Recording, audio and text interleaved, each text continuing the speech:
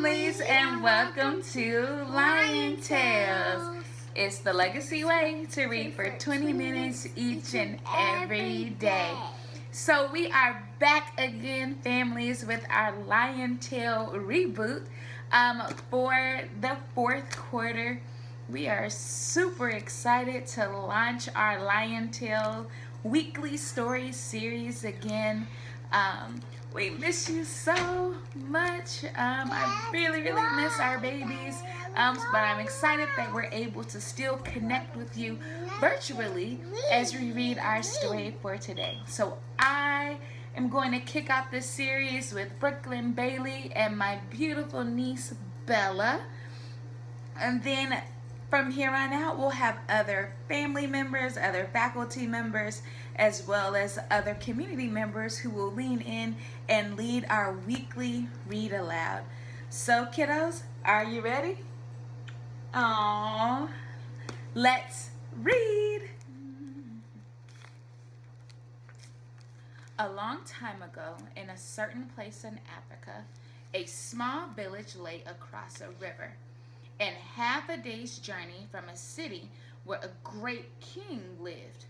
A man named Mufaro lived in the village with his two daughters, who were called Manyara and Nyasha. Everyone agreed that Manyara and Nyasha were very beautiful. Manyara was almost always in a bad temper. She teased her sister whenever their father's back was turned, and she had been heard to say, "Someday, Nyasha, I will be a queen, and you will be a servant in my household." "If that should come to pass," Nyasha responded, "I will be pleased to serve you." "But why do you say such things? You are clever and strong and beautiful. Why are you so unhappy?" "Because everyone talks about how kind you are, and they praise everything you do," Manyara replied. "I'm certain that Father loves you best. But when I am queen, everyone will know that your silly kindness is only a weakness." Nyasha was sad that Manyara felt this way, but she ignored her sister's words and went about her chores. Nyasha kept a small plot of land on which she grew millet, sunflowers, yams, and vegetables. She always sang as she worked, and some said it was her singing that made her crops more bountiful than anyone else's. One day, Nyasha noticed a small garden snake resting beneath a yam vine. "Good day, little Nyoka," she called to him. "You are welcome here. You will keep away any creatures who might spoil my vegetables?" She bent forward, gave the little snake a loving pat on the head, and then returned to her work. From that day on, Nyoka was always at Nyasha's side when she tended her garden. It was said that she sang all the more sweetly when he was there. Mufaro knew nothing of how Manyara treated Nyasha. Nyasha was too considerate of her father's feelings to complain, and Manyara was always careful to behave herself when Mufaro was around. Early one morning, a messenger from the city arrived. The great king wanted a wife. "The most worthy and beautiful daughters in the land are invited to appear before the king, and he will choose one to become queen," the messenger proclaimed. Mufaro called Manyara and Nyasha to him. "It would be a great honor to have one of you chosen," he said. "Prepare yourselves to journey to the city. I will call together all our friends to make a wedding party. We will leave tomorrow as the sun rises." "But my father," Manyara said sweetly, "it would be painful for either of us to leave you, even to be the wife to the king. I know Nyasha would grieve to death if she were parted from you. I am strong. Send me to the city, and let poor Nyasha be happy here with you." Mufaro beamed with pride. The king has asked for the most beautiful, the most worthy, and the most beautiful. No, Manyara, I cannot send you alone.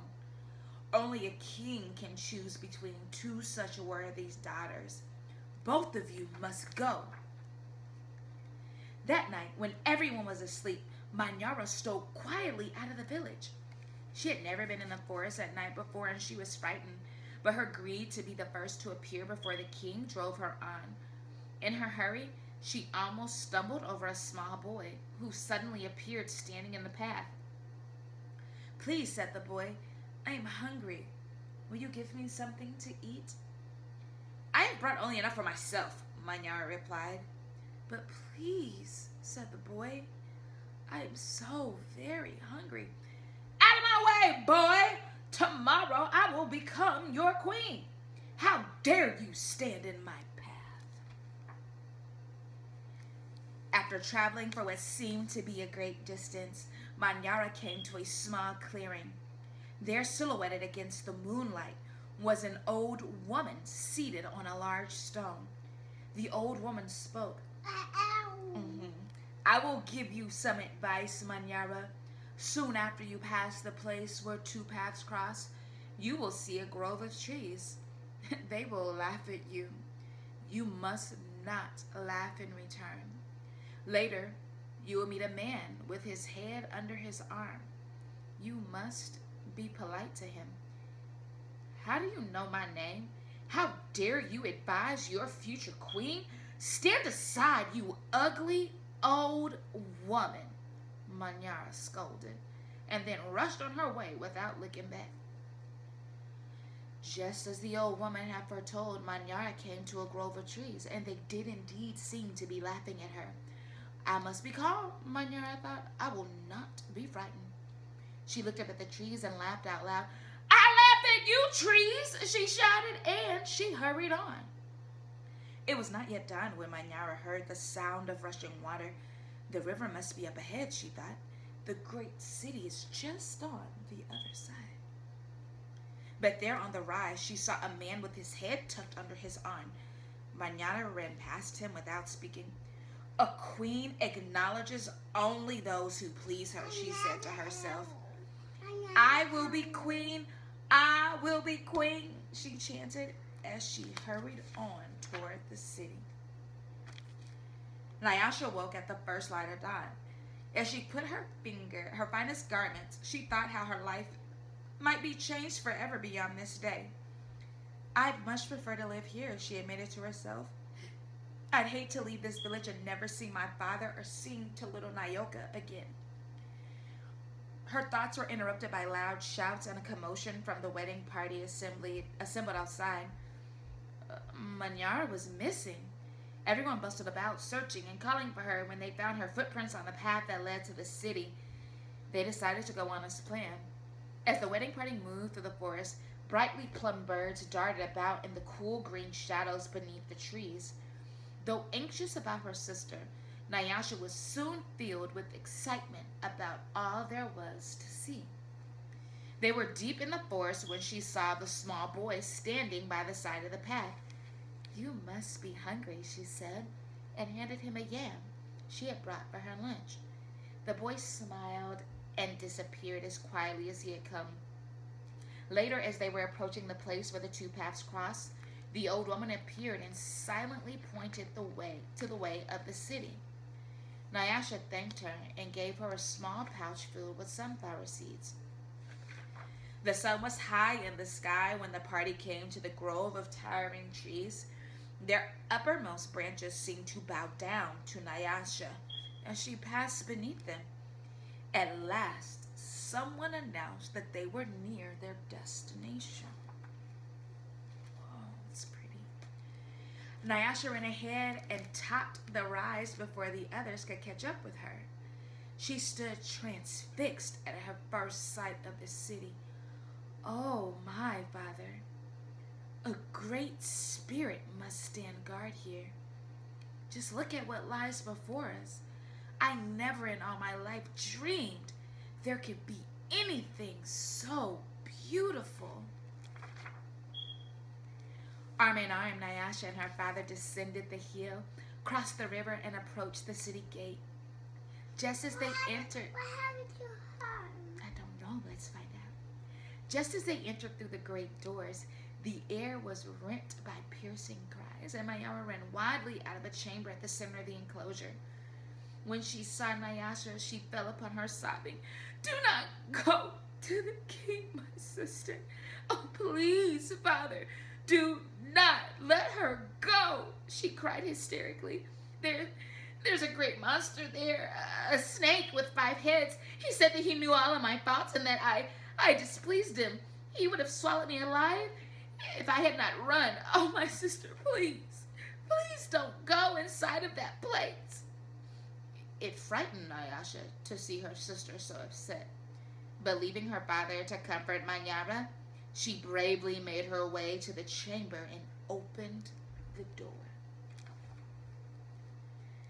On the seat of the great chief's stool lay the little garden snake. Nyasha laughed with relief and joy. "My little friend," she exclaimed, "it's such a pleasure to see you. But why are you here?" "I am the king," Nyoka replied. And there, before Nyasha's eyes, the garden snake changed shape. "I am the king.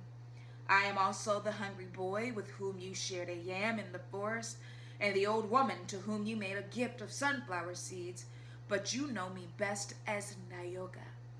Because I have been all of these, I know you to be the most worthy and most beautiful daughter in the land. It would make me very happy if you would be my wife." And so it was that, a long time ago, Nyasha agreed to be married. The king's mother and sisters took Nyasha to their house, and the wedding preparations began. The best weavers in the land laid out their finest cloth for her wedding garments. Villagers from all around were invited to the celebration, and a great feast was held. Nyasha prepared the bread for the wedding feast from millet that had been brought from her village. Mufaro proclaimed to all who would hear him that he was the happiest father in all the land, for he was blessed with 2 beautiful and worthy daughters, Nyasha, the queen, and Manyara, a servant in the queen's household. What, baby? I'm gonna do my book. We'll do your book later. So, families, we hope you enjoyed reading Mufaro's beautiful daughters with us. We love princess stories. So we're so glad you were able to join us today. So, girls, what did you think about the story, Brooklyn? It was amazing. It was amazing. What did you think, Bella? I think that the story was amazing too, because when the rude sister said that her nice sister would be the servant of her, but she ended up being the servant of her because she was being rude to all of the people. Yeah, so I guess the lesson is, like, treat everybody with kindness because you never know who's watching, and it's really just the right thing to do. So families, treat the people like you want to be treated. And exactly. Make sure you don't treat people rude or anything, because you don't know what a person is going through. That's a lot of wisdom from you, baby. That is a lot of wisdom. So families, we love you. We are getting ready to do the rest of our day of homeschooling. We love you so much. Please be sure to tune in tomorrow. We will be doing a live science lab with Miss Ware, and also tune in next week at 1 o'clock where we will have a very special guest leading our second Lion Tales. We love you, families, and we will talk to you soon. Bye-bye. Bye. Talk to you later. Blow kisses. 1, 2, 3. Mwah.